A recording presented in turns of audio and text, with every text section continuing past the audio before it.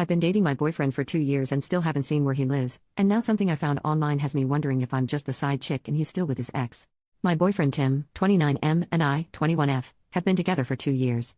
We are both foreigners living in Europe. Tim is a very private person in general, and so maybe some of the strangeness stems from that. In order to explain everything, I think I have to start at the very beginning. Tim and I met at an event for native English speakers after each of us having lived here for a year. We hit it off immediately. Later that week we went to a pub crawl with other people from the event and hooked up. Only a few days later we decided to meet up again, but when trying to decide if it'd be at my place or his, he told me it has to be mine and he'll explain why later. For the record, I do not live in an ideal situation to be having people, much less men, over, and he was completely aware of the situation. He came over and told me that he is currently still living with his ex-girlfriend of about 3 months. He had his own room and everything, but because he had prepaid for 6 months of rent to lend her some money, he was staying there. Okay, so yeah, I know this is weird.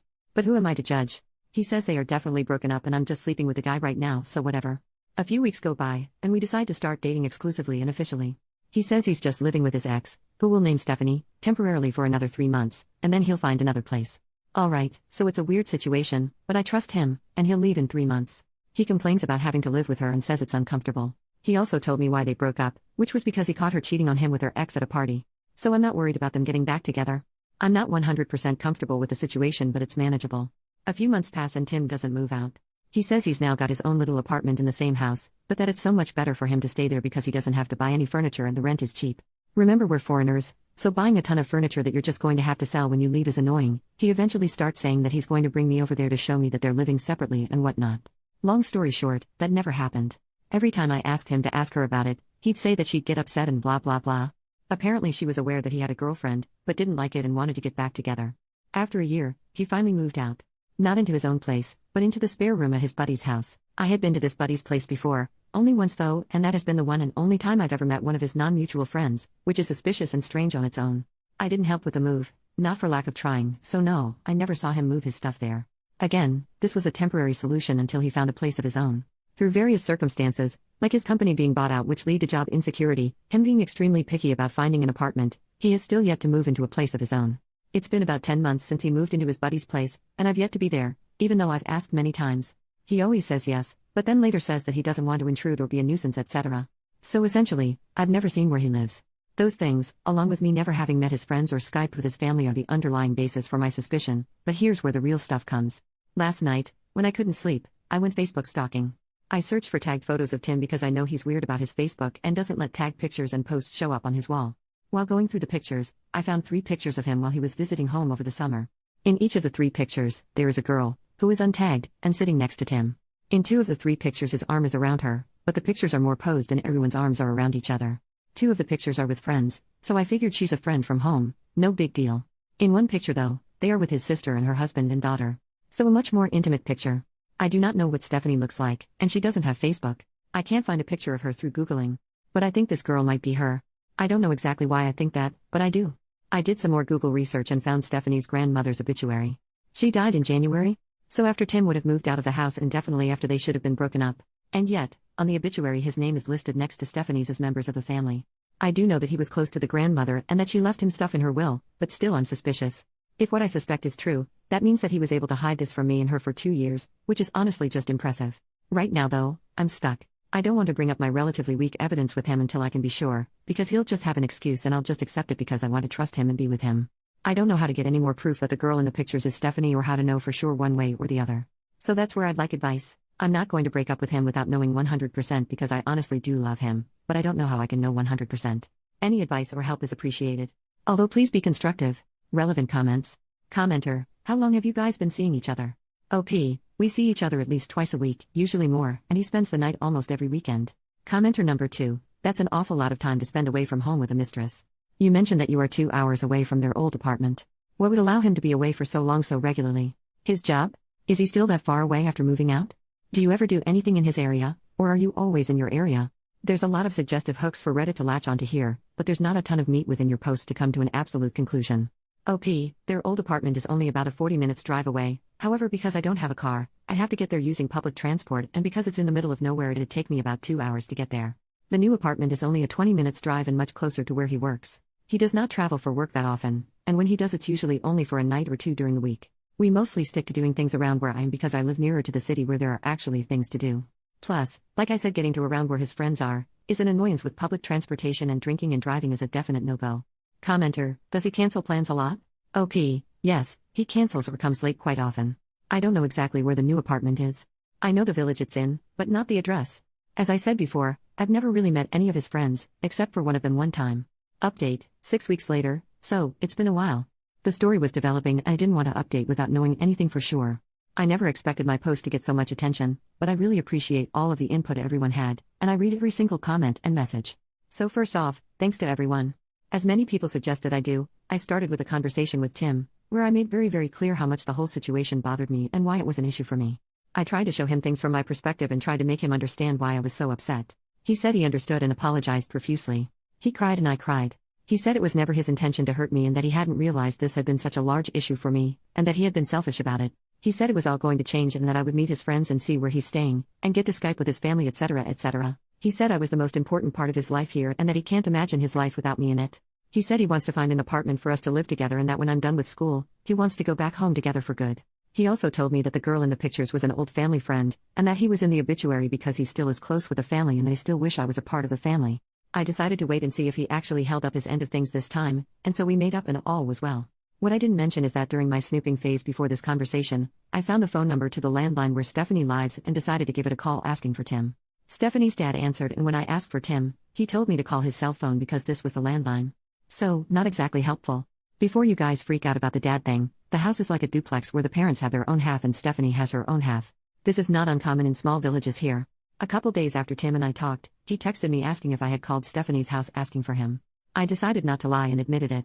He said that she texted him saying that some girl with an accent had called the house asking for him and he immediately thought that it must have been me. I explained that I did it because I felt desperate for answers and just wanted to know what was going on. I also told him that it was inconclusive. He got very upset and said I had betrayed his trust and that I was acting like an insane person. He isn't exactly wrong about that part, but I explained that I felt forced to take such actions because I felt like I was never going to get any answers any other way. I apologized for the invasion of privacy and for bothering Stephanie and her family. After a few days, he calmed down and forgave me, saying however, that this may push back me meeting his friends because he told them what happened and they were pissed that I would treat him that way. I waited a few weeks to see if anything would change and unsurprisingly, it did not. So, this past weekend, he got very drunk one night and I was able to open his phone with his fingerprint while he was sleeping. I found texts from Stephanie from the day before talking about what they should make for dinner that night. He told me he was out of town for work that night. I found lots of hearts and I love yous and even him using the same pet names for her as he does for me. He told her he was going out of town this weekend for work and how much he'd miss her. I looked through the past few weeks of messages between them and saw that he had sent her quite a few of the same pictures that he had sent me. He had invited her to have a glass of wine with his buddy and her girlfriend. He picked her up from work multiple times, and there were lots of conversations about who was making dinner that night and what they should eat. I went back and looked for dates where I knew he had slept over with me and he had always told her he was crashing at a friend's place or out of town for work or something along those lines. I also found a group text message titled Family that included Tim, his sister, his mom, and Stephanie. I looked at pictures of Stephanie that she had sent him and was able to very obviously see that it was her in the pictures that I found on Facebook. So you guys were right. For the last 2 years, he's been living with her and seeing me on the side. All the while telling me how much he loves and admires me and how we're going to have a future together. I have been duped and taken advantage of. And I feel like a complete idiot because of it. I haven't talked to him yet, but when he comes over later in the week, I plan to tell him that I know everything. I also plan to tell him that he is a complete jerk. In my ideal conversation, he'd explain to me why he did this, and what the hell he was thinking during all this, but I am pretty sure those are just things that I'll never know or understand. Obviously I will break up with him. I also plan on contacting Stephanie with a letter telling my side of the story. I will give her dates that I know he spent the night with me, so that she can cross-check them with dates that he did not come home. I also plan to include a USB stick with pictures of Tim and me from the last 2 years and screenshots of some of our conversations from the last couple months. I can't make her believe me, but I want to at least do my best for her. I feel like I owe it to her as a fellow human being to let her know what kind of man she's been with for the last 4 years. I'm open to absolutely any advice on my plan and on how to move forward from this. I won't lie, I feel so lost and so helpless right now. By breaking up with Tim, I'm losing a huge part of my life in this country, and I'm definitely going to be feeling this hole for a while. So any help is appreciated. Thank you guys so much for listening and sorry this is long AF. I got carried away. Second update, 5 days later, again, I'd like to start off this post with a thank you to everyone who responded with constructive and helpful advice. So, I took your advice and did not try to have a conversation with Tim. I realized that since he was so successfully able to manipulate me for 2 years, having one last conversation with him was bound to end up with me doubting my findings and perhaps my sanity. I wrote Stephanie a 3-page letter, detailing the relationship that Tim and I have had over the past 2 years, making clear that it was serious and not just a fling. I mentioned dates and events that most people would not have known about, and I included the intricate lies and backstory that he had told me. I included a list of dates from the last 2 months that he spent the night with me and encouraged her to cross-check them with nights that he wasn't at home. I printed out a few photos of us as a quick visible proof, and I included the rest of the photos on a USB stick in the letter.